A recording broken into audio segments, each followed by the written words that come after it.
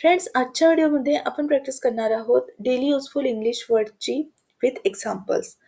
जर तुम्हाला तुमची इंग्रजी इम्प्रूव्ह करायची असेल किंवा तुम्हाला तुमची व्होकॅब्युलरी बूस्ट करायची असेल तर आजचा व्हिडिओ तुमच्यासाठी खूप हेल्पफुल होणार आहे. कारण आज आपण काही बेसिक वर्डची प्रॅक्टिस करणार आहोत, ज्यांचा अर्थ किंवा ज्यांच्यापासून सेंटेन्सेस कशी बनवायची याची माहिती तुम्हाला असायलाच हवी. तर आज मी तुमच्यासाठी घेऊन आली आहे असे काही बेसिक वर्ड्स ज्यांचा यूज करून आपण इंग्रजीमध्ये जास्तीत जास्त सेंटेन्सेस बोलत असतो. चला तर मग ती वर्ड्स आहेत कोणती हे आपण पाहूया. ती वर्ड्स आहेत दिस, that, these, those, with, for, of, to, in and into. तर आज आपण या बेसिक वर्डची प्रॅक्टिस करणार आहोत. चला तर मग या वर्ड्स पासून सेंटेन्सेस कशी बनवायची हे आपण डिटेलमध्ये समजूया. आपला फर्स्ट वर्ड आहे दिस आणि दिसचा अर्थ होतो हा, ही, हे. दिसचा यूज आपण तेव्हा करतो जेव्हा एखादी व्यक्ती किंवा एखादी वस्तू आपल्या जवळ असेल, म्हणजे त्या व्यक्तीचं किंवा त्या वस्तूचं डिस्टन्स आपल्यापासून कमी असेल. तर आता आपण काही एक्झाम्पल्स पाहूया. एक्झाम्पल आहे ही माझी बॅग आहे. तेव्हा सेंटेन्स काय होईल? This is my bag. बघा इथे बॅग एकच आहे व त्या बॅगचं डिस्टन्स देखील कमी आहे, त्यामुळे सेंटेन्स काय होईल? This is my bag. Next example बघा, हा माझा मित्र आहे. मित्र देखील जवळ आहे, त्यामुळे सेंटेन्स काय होईल? This is my friend. Next, हे चुकीचे आहे. आपण एखाद्या गोष्टीसाठी बोलत असतो ना की तू जे वागलीस ते चुकीचे आहे किंवा हे चुकीचे आहे, तेव्हा आपण इथे दिसचा यूज करणार आणि सेंटेन्स काय होईल? This is wrong. हे नवीन दिसत आहे. एखादी वस्तू जर आपल्याला नवीन दिसत असली तर आपण म्हणतो ना की हे नवीन दिसत आहे, तेव्हा आपण म्हणणार this seems to be new. This seems to be new. तर अशा प्रकारे आपण दिसचा यूज एक वस्तू किंवा एका व्यक्तीसाठी करतो व त्या वस्तू आणि ती वस्तू किंवा ती व्यक्ती जर आपल्यापासून जवळ असेल तेव्हाच आपण दिसचा यूज करणार. अशा प्रकारेच काही गोष्टींसाठी देखील आपण दिसचा यूज करत असतो. नेक्स्ट वर्ड आहे दॅट आणि दॅटचा अर्थ होतो तो, ती, ते. तर दॅटचा यूज धिसच्या अगदी अपोजिट आहे. कारण दॅटचा यूज आपण तेव्हा करतो जेव्हा एक वस्तू किंवा एक व्यक्ती आपल्यापासून लांब असेल. हे आपण एक्झाम्पल्स थ्रू समजूया. बघा सेंटेन्स आहे ती कार माझी आहे आणि कार लांब आहे, त्यामुळे सेंटेन्स काय होईल? That car is mine. बघा कार लांब आहे, त्यामुळे सेंटेन्स काय होईल? That car is mine. Next बघा, मला तो पेन पाहिजे. आता पेन देखील इथे लांब आहे, त्यामुळे सेंटेन्स काय होईल? I want that pen. मला तो पेन पाहिजे. I want that pen. Next, तो माझा मित्र आहे. इथे मित्र दूर आहे, त्यामुळे इथे आपण दॅट सर्च करणार. तर सेंटेन्स काय होईल? That is my friend. That is my friend. ते मला आवडलं नाही. I didn't like that. हे आपण एखाद्या गोष्टीसाठी म्हणू शकतो की जसं की तू जे वागली ते मला आवडलं नाही, तर आपण कसं म्हणणार? What ever you behave, I didn't like that. I didn't like that. तर अशा प्रकारे आपण एक व्यक्ती किंवा एक वस्तू आपल्या जवळ असेल तेव्हा आपण दॅटचा यूज करू शकतो. नेक्स्ट आहे दीज आणि दीजचा यूज आपण नेक्स्ट आहे दीज आणि दीज हे दीजचं काय आहे? प्लुरल फॉर्म आहे. कारण दीजचा यूज देखील आपण जवळ असणाऱ्या व्यक्ती किंवा जवळ असणाऱ्या वस्तूंबद्दल सांगण्यासाठी, दर्शविण्यासाठीच करतो. पण डिफरन्स फक्त एवढा आहे की दीजचा यूज आपण सिंग्युलर नाउनसाठी किंवा सिंग्युलर वस्तू किंवा व्यक्ती दर्शवण्यासाठी करतो, तर दीजचा यूज आपण प्लुरल नाउनसाठी करतो. एक्झाम्पल्स पाहूया. हे माझे कपडे आहेत. इथे बघा एकापेक्षा जास्त कपडे आहेत व ते कपडे आपल्यापासून जवळ आहेत, त्यामुळे सेंटेन्स काय होईल? दिस क्लोथ्स आर माइन. हे माझे कपडे आहेत. दिस क्लोथ्स आर माइन. नेक्स्ट बघा, हे रोपटे खूप लहान आहेत. तर सेंटेन्स काय होईल? दिस प्लांट्स आर व्हेरी स्मॉल. दिस प्लांट्स आर व्हेरी स्मॉल. तर अशा प्रकारे आपण दिसचा यूज प्लुरल नाउनसाठी करत असतो. नेक्स्ट आहे दोज आणि दोज हे दॅटचं काय आहे? प्लुरल फॉर्म आहे. म्हणजेच दोजचा यूज देखील आपण दॅट प्रमाणेच करतो. पण दोजचा यूज आपण तेव्हा करणार जेव्हा वस्तू किंवा व्यक्ती तर आपल्यापासून लांब असतीलच, पण ते वस्तू किंवा व्यक्ती एकापेक्षा जास्त असतील, तेव्हा आपण दोजचा यूज करणार आणि दोजचा अर्थ होतो ते किंवा त्या.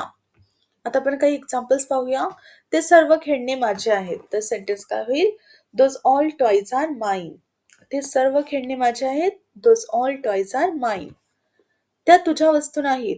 These are not your things. These are not your things. ते पुस्तके त्यांची आहेत.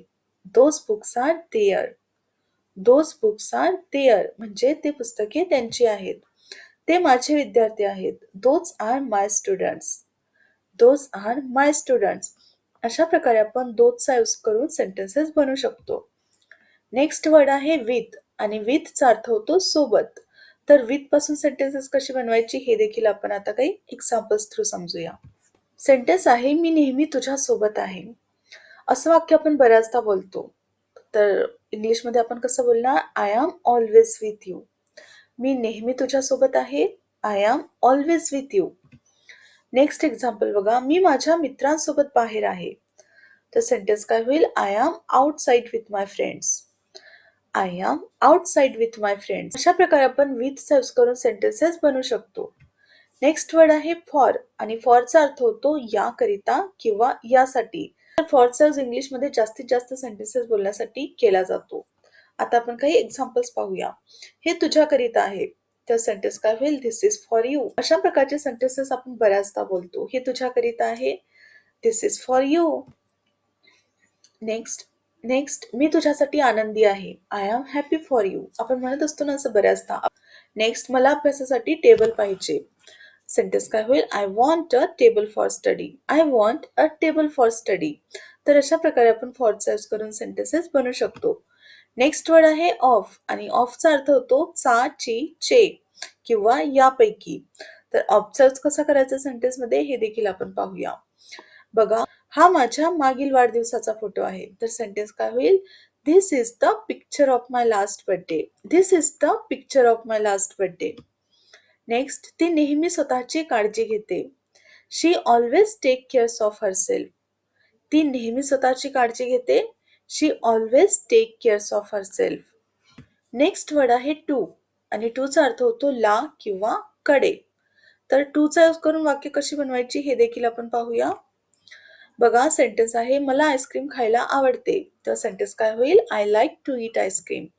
मला आईस्क्रीम खायला आवडते. I like to eat ice cream. जर आपल्याला म्हणायचं आहे की मला कॉफी प्यायला आवडते तेव्हा सेंटेन्स काय होईल? I like to drink coffee. Next बघा, मी घराकडे जात आहे. सेंटेन्स काय होईल? I am going to home. मी घराकडे जात आहे.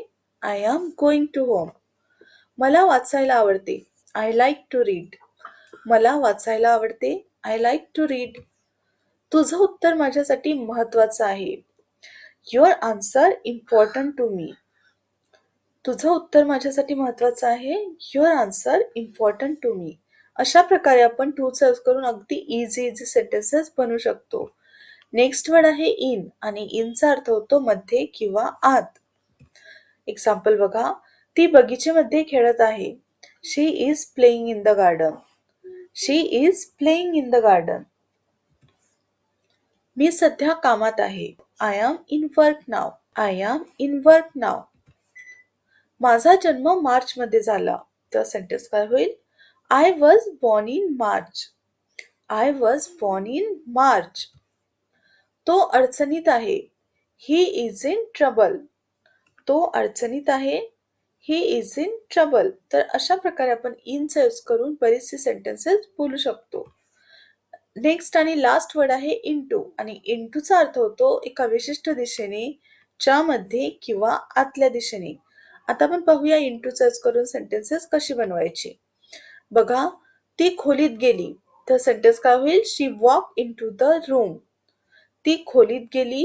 शी वॉक इनटू द रूम. संकटात पडू नकोस.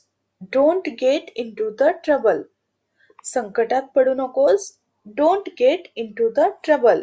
नेक्स्ट सेंटेन्स बघा, पाण्याचे बर्फात रूपांतर होते. सेंटेन्स काय होईल?